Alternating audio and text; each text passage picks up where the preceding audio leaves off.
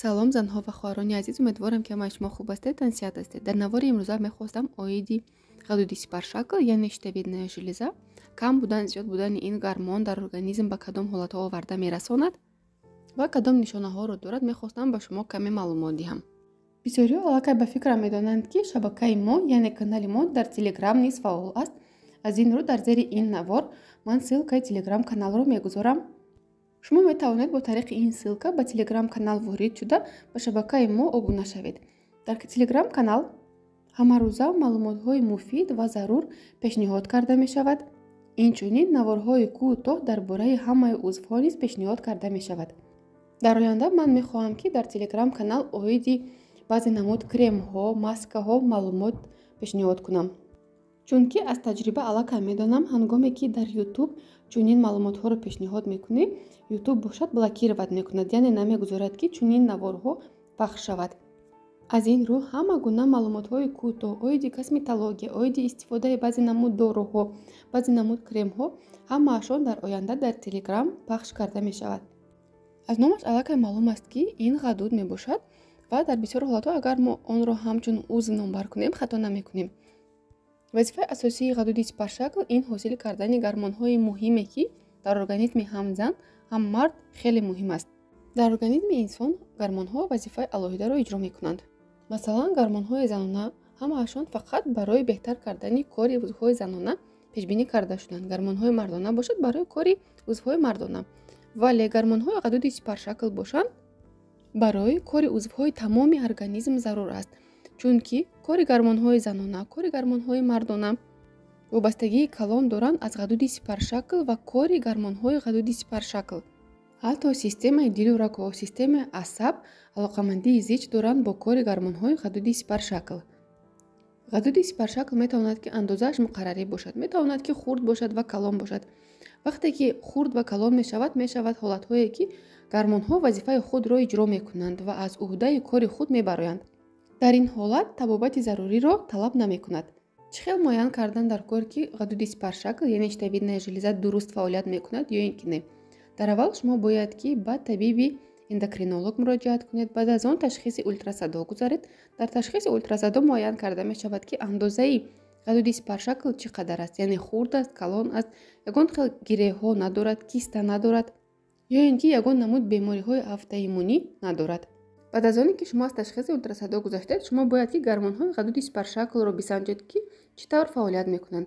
барои ин шумо бояд гормонҳои триёдтиранин, тетрайодтиранин, ин агар кӯтоҳ карда гӯем ТС, Т4 ва ТТГ, яъне тиреотропный гормон. дар бисёр ҳолатҳо мешавад ки вақте ки шахс аз ташхиси ультрасадо мегузарад, яъне узӣ мекунад, дар он ҷо маълум мешавад ки ғадуди сипаршаклаш ё ин ки калон аст ё ин ки хурд аст, дар худамон мегӯянд ки зоб дорад, дарҳол ба табобат шурӯъ мекунанд. дар асл бошад ин тавр кардан нодуруст аст. вақте ки дар шумо муайян карданд ки ғадуди сипаршаклтон калон аст, ҳатман бояд ки гормонҳои худро супоред, чунки дар баъзе ҳолатҳо мешавад ки ғадуди сипаршакл калон аст ё ин ки хурд аст, вале гормонҳо вазифаи худро нағз иҷро мекунанд. дар ин ҳолат табобат шарт нест. андозаи ғадуди сипаршакл яъне размерҳои штавидная железа аз зан будан, мард будан фарқият дорад. ё ин ки агар мард фарбеҳ аст, қадаш баланд аст, андоза низ тағйир меёбад. нишонаҳои нодуруст кор кардани ғадуди сипаршакл яъне кам ё зиёд будани гормонҳои ғадуди сипаршакл кадомҳо мебошанд? нишонаҳои нодуруст кор кардани ғадуди сипаршакл хеле зиёд мебошанд. аз ҳамин рӯ дӯстони азиз, чӣ гуна нишонаҳое ки дар зери ин навор пешниҳод карда мешавад, аз сабабе ки дар бисёри одамон дида мешавад, шумо дарҳол фикр накунед ки шумо гирифтори ҳамин беморӣ ҳастед, чунки нишонаҳои ҳар як беморӣ бо бемории дигар алоқамандии зич дорад ва то шумо гормонҳои худро насанҷед, гуфта намешавад ки маҳз ҳамин проблемаи шумо аз кори ғадуди сипаршакл вобаста аст ё ин ки не. барои оне ки дар навор оиди нишонаҳои аввали ҳомиладорӣ бисёр нишонаҳое буд ки бо нишонаҳои бенамозӣ, нишонаҳои нодуруст кор кардани гормонҳои занона алоқамандии зич доштанд, яъне монанд буданд ва нофаҳмиҳо оиди ҳамин чиз хеле зиёд шуд.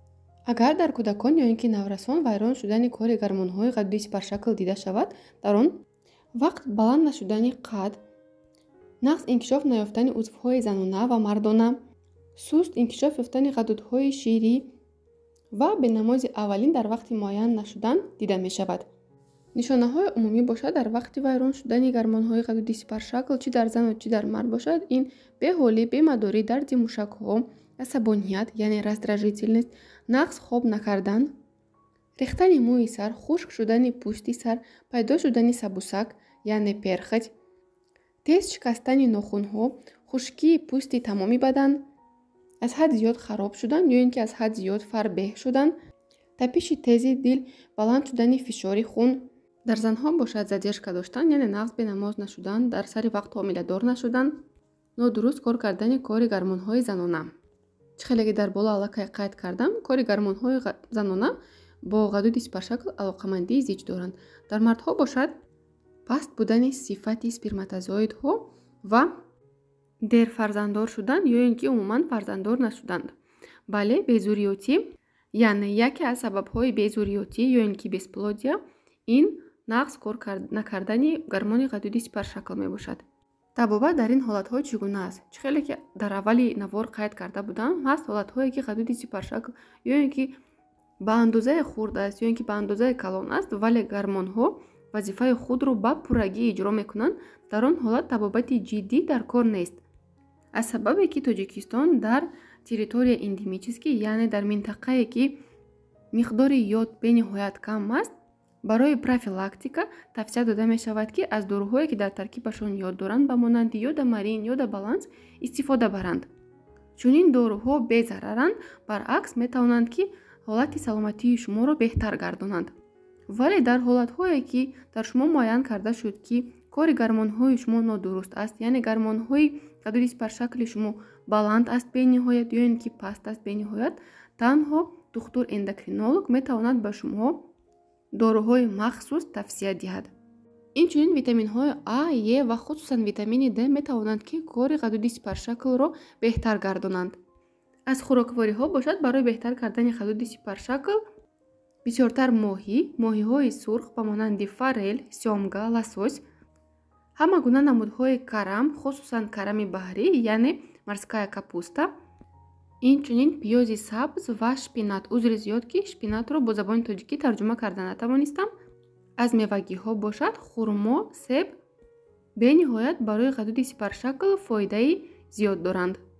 дӯстони азиз, умедворам ки навори имрӯза ба шумо писанд омад. оиди кадом мавзӯъҳои муҳим агар маълумот гирифтан хоҳед, дар комментарияҳо фикрҳои худро баён созед. саломат бошед. инчунин тарзи ҳаёти солимро, истифодаи меваю сабзавотро фаромӯш насозед.